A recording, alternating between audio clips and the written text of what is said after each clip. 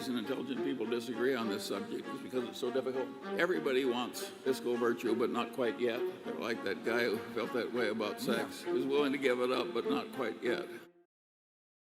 It seems to me one of the biggest risks facing us is the pure sovereign debt levels, both here in the U.S. and in many countries in Europe. The liquidity injections by the Fed and more recently the ECB have given us some breathing room. But how do these large debts get balanced, and do they concern you? The nice thing about sovereign debt is they can not pay you in the end, and you can't grab anything from them, unlike other kinds of debts. And the truth is that the world has seen many, many failures of sovereign debt. I remember when Walt Wriston, back in the early 1980s, said, sovereigns don't default. Well, the truth is they've defaulted, many, many times over history. And what happens then is you get a big reallocation of wealth. Now, the wealth doesn't go away. I mean, you don't lose the farms, you lose the plants, you don't lose the people with their skills and all of that sort of thing. There may be some marginal losses, but I don't know how it plays out in Europe. We have seen the ECB here recently give the $1 trillion to banks which are loaded with sovereign debt, which really is questionable in many cases. And I wouldn't be surprised in some cases if they haven't used some of the borrowing to even buy more of it. So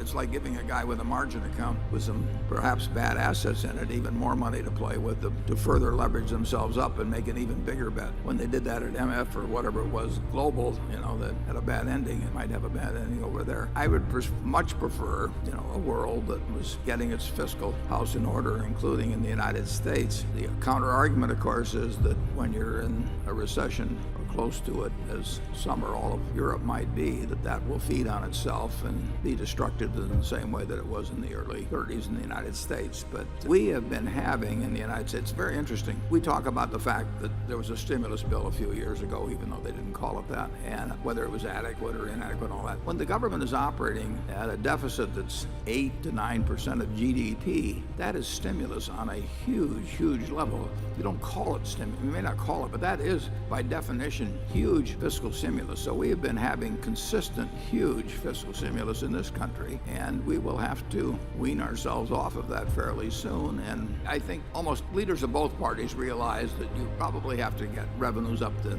something around 19% of GDP, and you have to get expenses down to 21% of GDP, and then that will work fine over time. But you have a situation where both sides feel they will show weakness by going first, and you also have a situation where the leaders probably of at least one party can't speak for their party, so that you can't have negotiations in private, which are probably the way to get something like this solved. Well, I would certainly at these rates, I would totally avoid buying medium-term or long-term government bonds. I think that's the obvious answer, and I wish I had answers that would solve the problem further behind that. But in terms of your own situation, I would stay away from medium or long-term government bonds, our own or those of other countries. Charlie? Well, of course, he's asking the really intelligent question of the day, and of course we're having difficulty answering it. It is very hard to know how much of this Keynesian stuff will work after you've lost a lot of your fiscal virtue. You come to a time, if you're a government which has pretty much lost all its fiscal virtue, that the Keynesian stuff won't work and the money printing won't work and it's all counterproductive and you're headed for calamity. We don't know the precise point at which it stops working, and somebody like Paul Krugman, who I think is a genius, but I also think he's more optimistic about doing well with various economic tricks after you've lost a lot of fiscal virtue than I think is justified by the facts. I think it's very dangerous to go low on fiscal virtue, and of course here in the United States we've used up some of our store. Very important that we not go too far in that direction, because we want to be able to do what we did in the Great Recession, where we avoided a huge calamity because we had enough fiscal virtue left so the economic tricks would work. So it's a terrible problem, and I ask you the question, Warren, is it inconceivable that we could get a very mediocre result in the United States as a result of all this trouble? I think we'll get a good result over time. I know you do, but is it inconceivable? Well, we can have problems. I'm a little less optimistic than he is. I'm roughly in his position. I think there's some slight chance that we can get a pretty mediocre result. Let's say I came to you right now with a budget that made sense in general what it achieved, that had a 19% revenue built into it and 21% of expenditures. Would you want to adopt that now? I think the reason intelligent people disagree on this subject is because it's so difficult. Everybody wants fiscal virtue, but not quite yet. They're like that guy who felt that way about sex. He was willing to give it up, but not quite yet. St. Augustine. St. Augustine, yes. And he's a hero to many of us. I think these are very, very hard questions, and I have one thing I'm sure of.